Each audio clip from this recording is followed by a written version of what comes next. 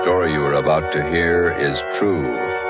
Only the names have been changed to protect the innocent.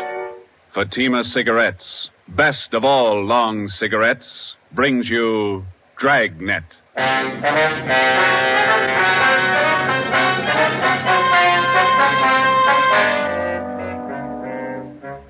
You're a detective sergeant.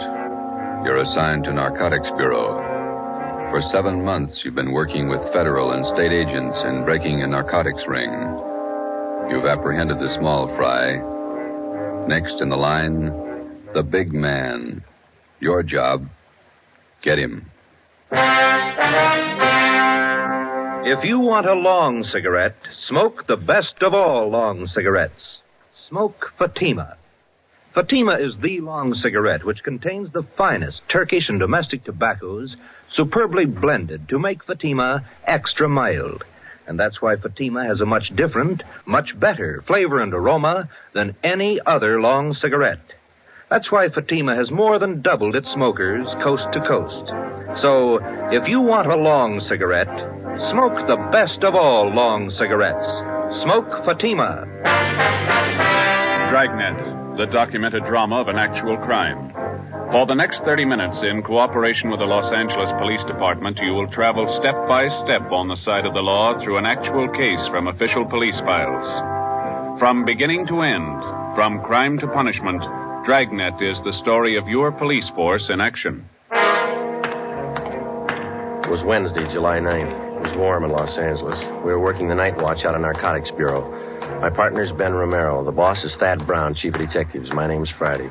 I was on the way into work, and it was 3:58 p.m. when I got to room 24, Narcotics Bureau.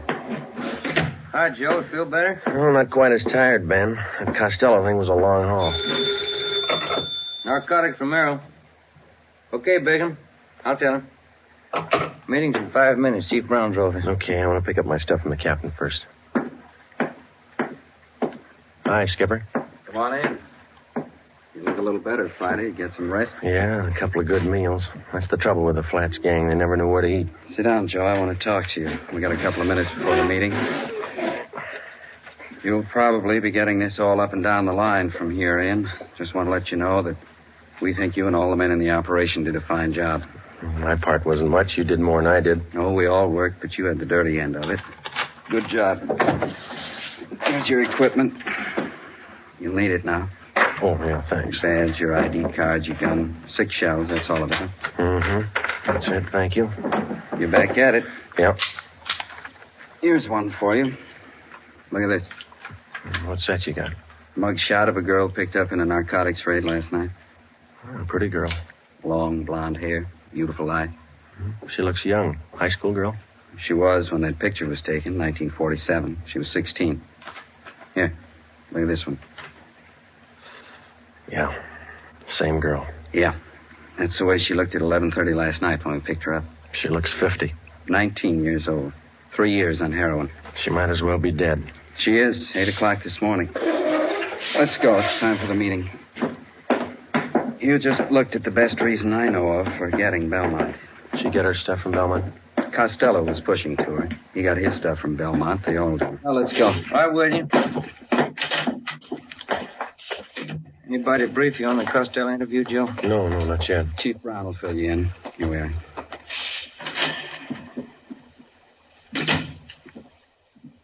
Chief? Gentlemen, come on in. You men all know each other. Oh, yeah. Hi, Craig. Captain White, I think you and your men know policewoman Caswell. Yes, sir. How are you, Florence? Hello. Miss Caswell, Inspector Virgil Beckner, State Narcotics. How do you do? Oh, yeah. Bill Craig, agent in charge, Federal Narcotics. Hello. How do you do? Before we get into the Belmont procedure, let's see how we stand on the Costello case. White, do you want to fill everybody in on the information we got from Ralph Costello? Yes, sir. After his arrest Monday night, we interrogated Costello for about 4 hours. We confronted him with the package he sold to Friday here. How'd the stuff test? Crime lab ran it through, about 1/3 of an ounce of heroin, fair quality Mexican stuff. The man we picked up with Costello, Tony Morris, was questioned as well. He corroborated Costello's story. What'd you get from him? Well, he told us he had a great deal of information on the big man in the operation, Belmont. Said he wouldn't tell us a thing unless we made a deal with him. What kind of a deal? He wanted everything. But we finally agreed that the only thing we might possibly work out was his prison term. Mm-hmm.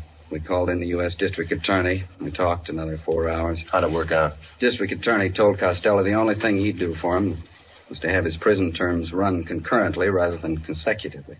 Not much to pay for what we got. Costello gave us enough to enable us to start moving on Belmont right away. We've had his M.O. confirmed. We've got a list of most of his pushers. Now we can get to him. Any definite plan, Chief? White and I have been talking over here with Craig and Beck. We worked out what we think might be a pretty good plan. Craig, do you want to lay out how your men are going to handle it from the federal end? We'll work from out of town to the center here.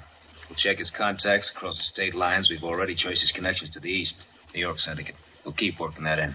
Beck, how about your state narcotics men? We'll work inside the state line here. We've already checked out part of his operations. We've located sources in San Francisco, Bakersfield, Fresno, as far south as San Diego, Lower California. We'll draw all those ends up tight. Keep moving. You fellows will both give us a hand if we need assistance. You bet. That's right. Fine. White, what are we going to do locally? Oh, it's going to be a case of taking what we know and finding out what we don't know, putting the two together. Seems to me to be a case of watching the man at all times. Belmont shouldn't be able to blow his nose without one of our men knowing it. It's going to be a tremendous undertaking. You all know the tough job it is shadowing narcotics men. They're fidgety, hypersensitive. They recognize anything out of the ordinary at once. For that reason, it can't be a one-man operation. Everybody's got to work. Our undercover won't work this time. They're no doubt alerted. So we'll work it from another angle. When do we start? We've already started. Belmont lives in Manhattan Beach. His house is under surveillance, has been since yesterday. Well, I can't impress upon all of you the importance of not letting Belmont out of your sight for an instant. A narcotics buy could be made in 30 seconds. If we're not there at the instant, we lose him. Do we have anything at all as to when he might be ready to deal again? Nothing. Nobody seems to know Belmont's exact operating time. Could be any time. And in order to prosecute him, we've got to be there when the narcotics are in his possession or under his control. So we start to live with him and stay as close as we can without being tapped until there's a buy. That's it. Captain White has all the assignments for our local men. Okay. We'll watch him. And stay close to him. If he makes a move, be there. The meeting lasted 4 hours. During that 4 hours, a plan was formulated which we hoped would end in the successful apprehension of the number one man in Pacific Coast narcotics traffic, Arthur Z. Belmont. How do you watch a man, his every move, for 24 hours, day in, day out, without his knowing it? How do you watch a man whose very existence depends upon not being watched, who is expertly schooled in every trick and device of police surveillance, whose method of operation will change with the slightest disturbance of his daily routine, and if that M.O. changes, you've lost him. Thursday, July 10th, in the small Los Angeles suburb of Manhattan Beach, population 10,172. 3 very ordinary events took place. A public nurse began a house-to-house survey. She asked the simple question, have you ever been vaccinated for smallpox? She started canvassing 27 blocks from the home of Belmont. Policewoman Florence Caswell. 2 Japanese gardeners new to the city of Manhattan Beach began soliciting work. They started asking for jobs 38 blocks from the home of Belmont. Sergeant Ten Fujikuni and Patrolman John Kagawa. A team of surveyors driving a station wagon marked with the seal of Los Angeles County began taking linear measurements for the proposed enlargement of storm drains in the area. They started 14 blocks from the home of Belmont. Lieutenant John Bigham, Central Narcotics, Sergeant Ben Romero, and myself. Okay, Ben, bring in the rod. Let's knock off for lunch. What do you want to eat, John? In the wagon. Better take the transfer with us. Kids might pick it up. Yeah, I got it. I can't keep the sand out of my shoes. Might as well get used to it. We're a long ways from home. Yeah. 9 years on the job. It's the first time I ever brought my lunch in a paper sack. Who knows, Joe? This might change your whole way of living. Who's that? You want to sit in the front? No, I'm getting back. Fellas, have a look at the local paper. No, why? Manhattan Beach Sentinel, down the bottom of page 1 in the box. Read it. Yeah, let me see. Yeah. Mm-hmm. Well, it's good. What is it, Joe? Read it out loud. Well, it says preliminary work on storm drains started. Surveyors. Well, it goes on to say that surveyors have started taking measurements for the new drains. Captain White's idea had the story planted, even got a release from the Planning Commission. It won't hurt us a bit. Well, you said lunchtime. I've got enough here for the whole department. 4 hard-boiled eggs. See what kind of sandwiches I drew. Deviled egg. Look here. See if you can put them on egg bread. I hate eggs. Looks like the captain driving up the street. Mm-hmm. Yeah, that's him. Driving a city car. Chief engineer. How's it going, Bigham? Fine. Slow. Had your lunch? What do you got? Deviled egg sandwiches. Got plenty. Can't stand them. How about ham and cheese? Yeah, thanks. There you go. How's everybody else doing? Very slow. Takes time. Got to keep taking our time. If we tip it before we got close enough, Belmont's on his way. Mm-hmm. How long are we going to have to keep our distance? Not much longer. We can't take the chance of starting everybody out right on top of Belmont. It might look funny to him. Anybody else would be okay. The average person, your operations might look normal, but we can't afford to try to get it by Belmont that way. With a hop cutter, you never know. It's not so much that we don't know. We just can't take any kind of a chance. That's what I mean. He might have started right on Belmont's front lawn, and he's never got wise. But we wouldn't want to risk it. Belmont been out of his house today? On the go quite a bit. Left his house at 9:13 a.m., went down to the ShopRite market, bought a half-pound of bacon, 2 dozen eggs, loaf of bread, whole wheat. Sergeant Hodges waited on him. He's clerking in the grocery department. Oh, yeah. Then he drove over to his neighborhood gas station, got a full tank of ethyl and 2 quarts of oil, 30 weight, drove home, got back at 9:42. Are you still there? Yeah. About time you guys were back at it, huh? Right. Okay, Ben. You want to grab some of the gear? Yeah. Hey, Joe. Give me a leftover bread crust, will you? I'll give him to Seagull. Yeah, sure. Here you go. Well, foot by foot, we're getting closer to Belmont. Hope nobody tips it. Nobody should, unless you don't trust those gulls. We surveyed the city of Manhattan Beach for 5 weeks. Policewoman Caswell, posing as a nurse, continued canvassing. Everybody concerned with the job of standing watch over Arthur Z. Belmont carried out their routine day by day. Daily reports came in from everyone in the operation. These reports would be sifted at Central Narcotics and progress reports compiled for the use of those in the field on the Belmont case. All police cars, as well as city cars, such as we were employing, were equipped with 3-way radio communication. All personnel were in constant contact with one another. Wednesday, August 12th. It was the decision of Captain Lynn White that the idea of our posing as city surveyors had been exhausted. Further use of this could possibly arouse suspicion. Belmont lived at 1227 Ocean Avenue. 2 days before we were called off the surveying job, the city leased the private residence at 1216 Ocean Avenue. A van load of furniture was moved in. Drapes and curtains were hung. Regular deliveries of daily newspapers and milk were made to the house. To all outward appearances, the house was occupied by an average family. Actually, it provided another blind from which we could continue to observe Belmont. Shortwave radio equipment was installed in an upstairs room. Ben and I were assigned the night watch. Another car just stopped in front of Belmont's house. How many does that make? 3 cars. Just a minute. Yeah. A couple of guys getting out. Went up the front door. Where? Let me see, huh? Take a look. Watch curtain. Uh-huh. Yeah. Belmont answered the door. He's letting him in. Something's doing. What do you think? I don't know. You called Captain White, didn't you? Oh, an hour ago. Just after the first car pulled up. She'll park in the alley and come up the back way. I better check with everybody again. This portable seemed to warm up slower than our car radio. About the same. Here we go. Unit 140K to Unit 145K. 145K, go ahead. Just checking. Your location the same? That's right, Ocean Clipper.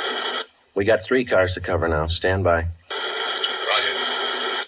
Unit 140K to 143K. 143K, we got it. Standing by. Location still good? Same. Be talking to you. Stand by. 140K to 149K.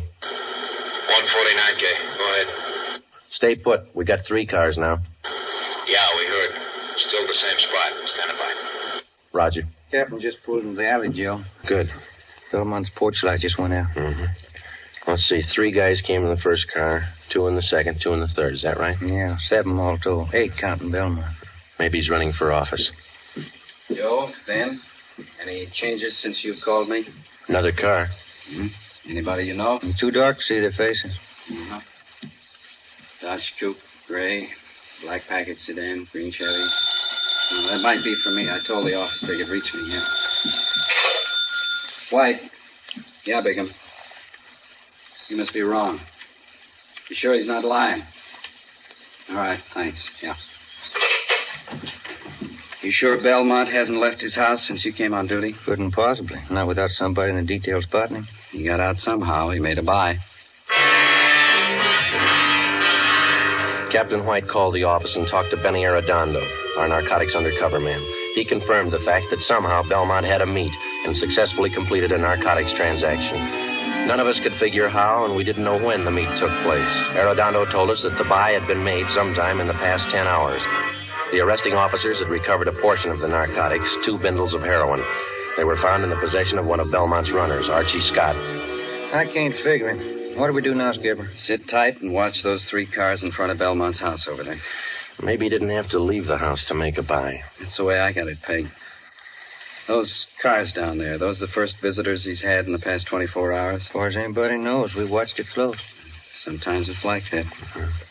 It looks like somebody's coming out over there. 2 guys. How many in there? 8, counting Belmont. All right, Friday. Get to the cars. Yeah.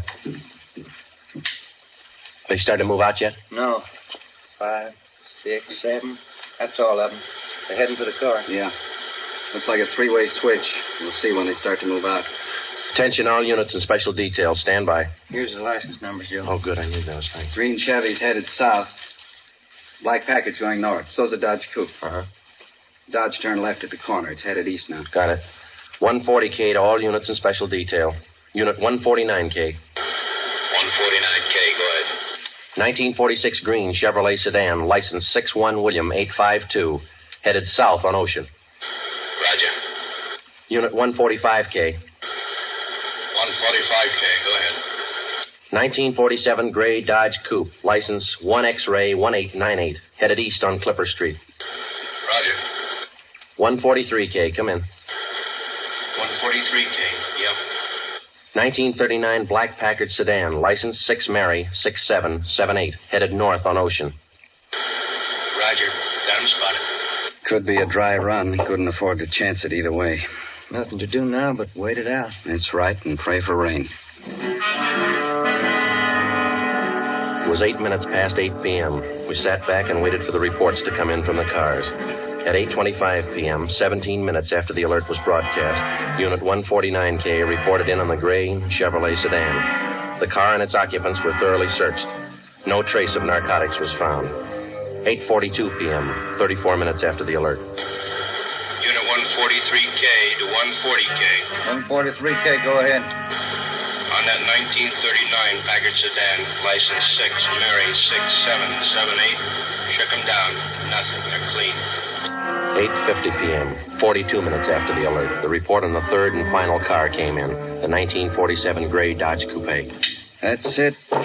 Not a trace of narcotics in any of those 3 cars. Belmont beat us. Tough luck. It's going to be tougher. Now he knows we're after him.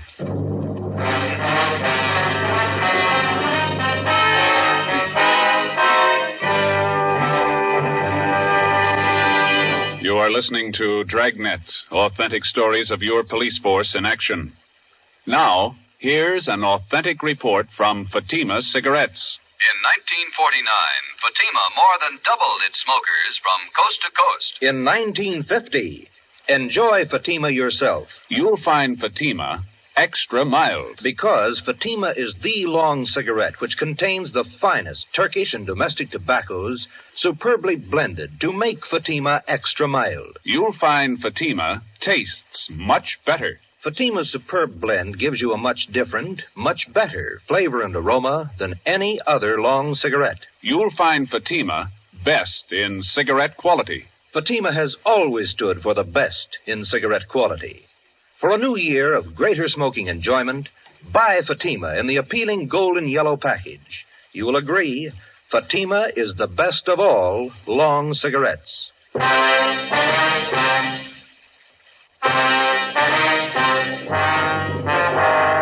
3-car switch. 3 cars arrive at a given point at different times. The meet takes place.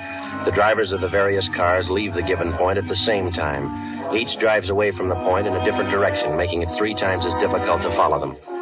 The practice was not new to the Narcotics Bureau or the dealers in narcotics. It usually includes the dry run, in which the actual mechanics of the narcotics are carried out, but neither the merchandise nor the money is on hand. This practice forces the narcotics officer into pure guesswork. If the officer doesn't follow up, the buy could be successful. If he chooses to follow up, he takes the chance of exposing himself and tipping his hand on a rehearsal. In the case of this particular car switch, we lost.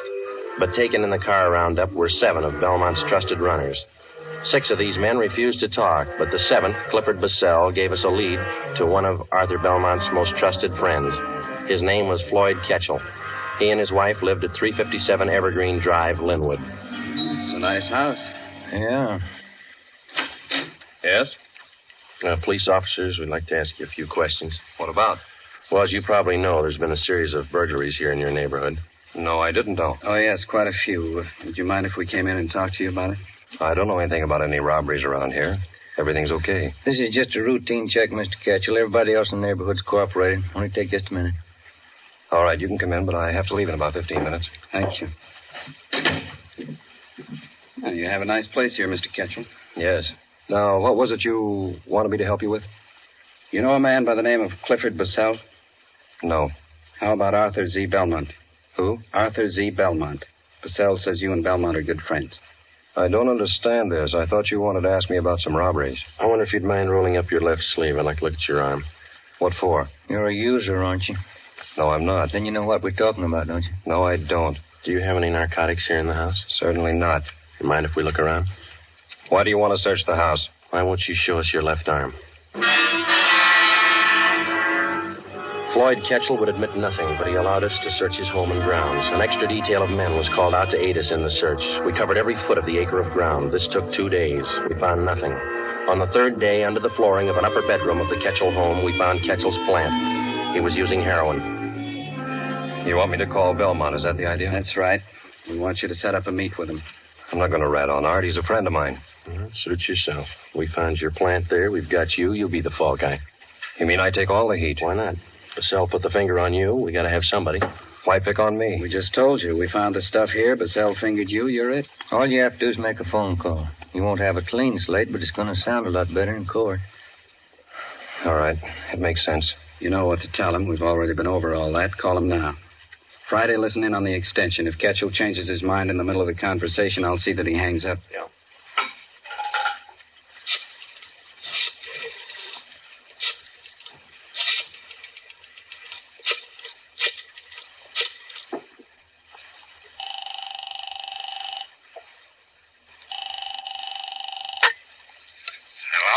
Hi, Art. Floyd Ketchel. Hiya, Ketch. Fine. How's Edna? She's fine, Art. Say, I got a friend on his way to Honolulu. Uh-huh. He wants to take a little package along. Gotta have it. You know him? Is he okay? Yeah. Old friend. You sure? Yeah. Have to be pretty careful. Got hit Wednesday night down the beach. Yeah? Who'd they get? Bissell and 6 guys from New York. Got off easy. It was a dry run. I didn't know that. Nothing in the papers. Hasn't hit yet. It will. How much do your friend need? Going to be in the islands for quite a while, so there's a couple ounces should do it. You got the money now? He's good. Can you swing it tonight? Boat leaves from San Francisco day after tomorrow. Hasn't got much time, has he? Okay, you want to pick it up? Yeah. All right if I bring him along? I want you to meet him. Good customer. If you're sure about him, yeah. 8:30 at the store. We'll be there, Art. 1,100 cash. Yeah. Better be okay, Ketch. He is. Better be. I had one dry run this week. I can have another. 3:22 p.m. We took Mr. and Mrs. Floyd Ketchel back to Central Division, where they were booked on suspicion of violation of the State Narcotics Act. 4 p.m. We met in the office of Chief of Detectives Thad Brown. You need $1,100, is that right? Yeah, that's right. How much was in the Secret Service fund? $223. Allotment for this month's all gone. Well, where'd you get the rest of it? Haven't got it all yet. Romera's the banker. How you got it figured, Ben? Well, let's see. I got it all written down here. First off, we got $223 cash. And these fellows all gave us their personal checks. Jack Donahoe and Robert gave us $200. Johnny Bacon put up $100. And Captain White's in for $150. Joe put in $35, and 22's all I could swing. That's $720. You need $380, right? Yeah, that's the way I got it figured. Okay, I think I can make up the rest. How about Wynn's Cadillac? He loan it to you? He's out getting it washed. It's 41, isn't it? Yeah, sedan. A little old, but it looks good when it's washed. Flashy. Oh, that's what you need. You going to make the buy, White? Yeah. Ketchel will be with me. Okay, it's all here, $1,100. Yeah, we've only got one hitch. It's 5 o'clock and the banks are closed. Yeah? Not much time to run around getting checks cashed. It was 5 p.m. We had 3 hours to cash $720 in personal checks. We split up and covered every possible place in the city where we were known and where we knew they would cash them. By 7:45 p.m., we had the $1,100 in cash. The serial number on each bill was listed and the money turned over to Captain White. The scene of the meet was a hardware store on East 9th Street, which Belmont used as a front. Belmont's hardware was located in a small neighborhood shopping district. On Friday nights, the stores remained open until 9 p.m. Promptly at 8:30, Captain White and Floyd Ketchel pulled up in front of the store and went in. Ben and I waited in our car a half a block down the street. It was 8:35. There they are. They're coming out. Must have made the buy. Starting the car. Here they come. Watch for the skipper's signal, huh? Yeah. There it is. Let's go. Okay, pull over here. Come on.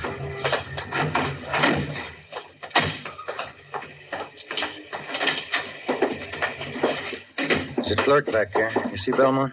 No. Yes, sir. Can I help you? Is Mr. Belmont around? No, sir. He just stepped out. You sure? Yes, sir. He went out the back door not a minute ago. Bigham and Cassidy are out there, aren't they? Yeah, he won't go for it. Oh, there's Mr. Belmont. Mr. Belmont, these gentlemen want to see you. Running up the stairs to mezzanine. Come on. Right, Belmont. Wait a minute. What's that barrel? Watch it. Look out! Pushing that barrel down the stairs.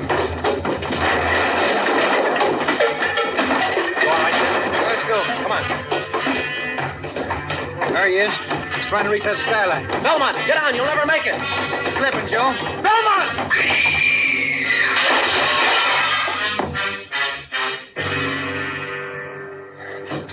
Come on. He didn't do that showcase any good. Yeah, he's through. Piece of that glass right through him. Yeah, it's a rough way to go, isn't it? Yeah. At least narcotics didn't kill him. Didn't it?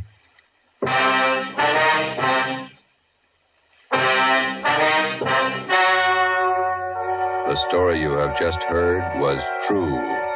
Only the names were changed to protect the innocent. On December 10th, 1948, trial was held in Superior Court, Department 87, City and County of Los Angeles, State of California. In a moment, the results of that trial. It's amazing how many long cigarette smokers are changing to Fatima.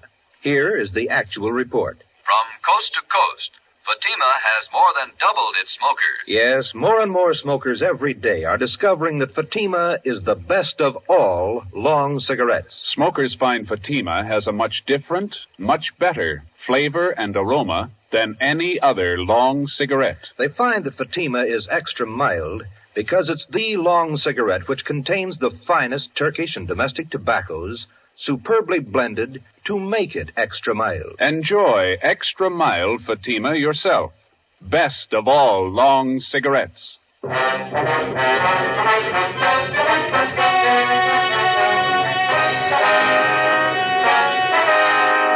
12 members of Arthur Z. Belmont's narcotics gang were finally rounded up by federal, state, and local authorities.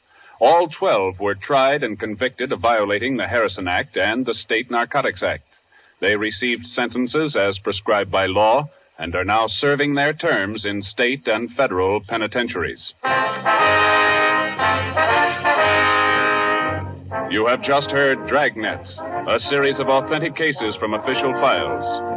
Technical advice for Dragnet comes from the Office of Chief of Police W.A. Wharton, Los Angeles Police Department. Fatima Cigarettes, best of all lawn cigarettes, has brought you Dragnet from Los Angeles. Be sure to hear Mr. and Mrs. Ronald Coleman in Halls of Ivy tomorrow on NBC.